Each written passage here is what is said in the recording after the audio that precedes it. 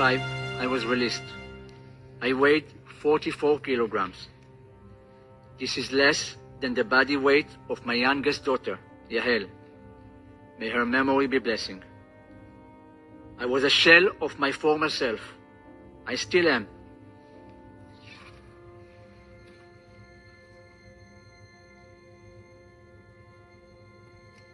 I couldn't believe how I looked.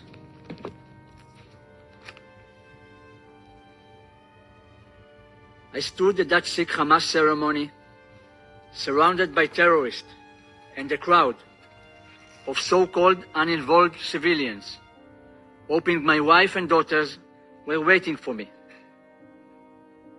At the handover, I met a representative from the Red Cross. She told me, "Don't worry, you are safe now." Safe? How could I feel safe surrounded by terrorist monsters?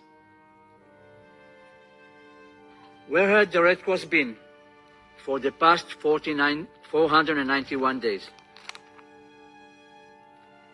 Then I arrived home. They told me my mother and sister were waiting for me. I said, "Get me my wife and daughters." And that was when I knew. They were gone. They had been murdered.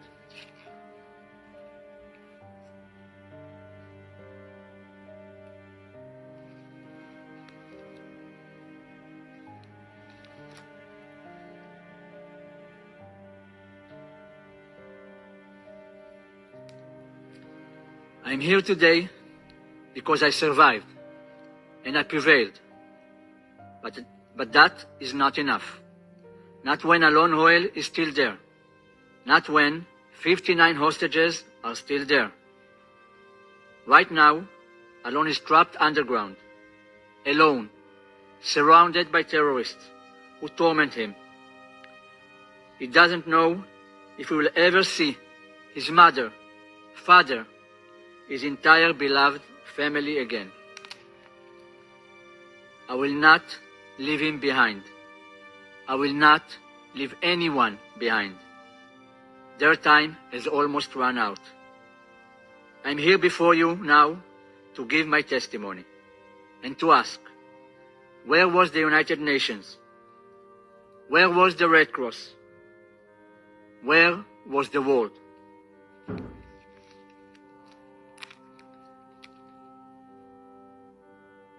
I know that you discuss the humanitarian situation in Gaza very often. But let me tell you, as an eyewitness, I saw what happened to that aid. Hamas stole it. I saw Hamas terrorists carrying boxes with the UN and UNRWA emblems on them into the tunnel. Dozens and dozens of boxes, paid by your government.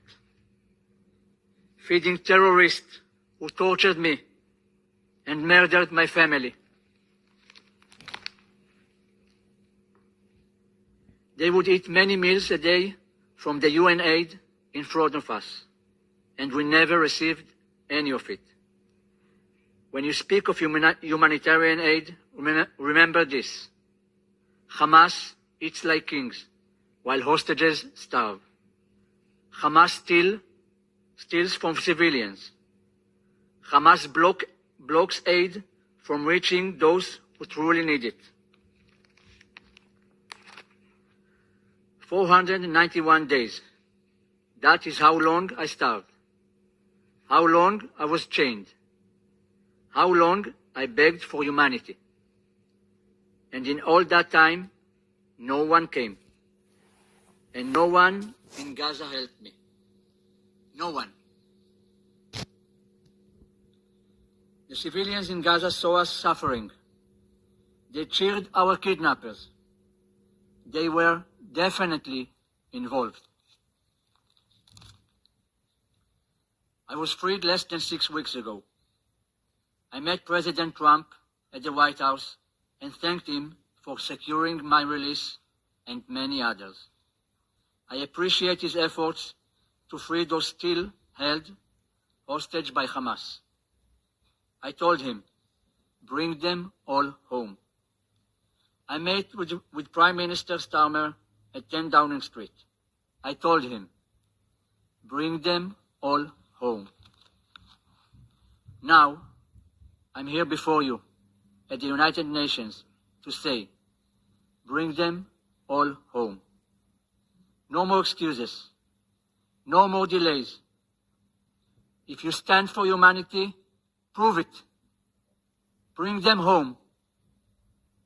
My name is Eli Sharabi. I am not a diplomat. I am a survivor. Bring them all home. Now. Thank you.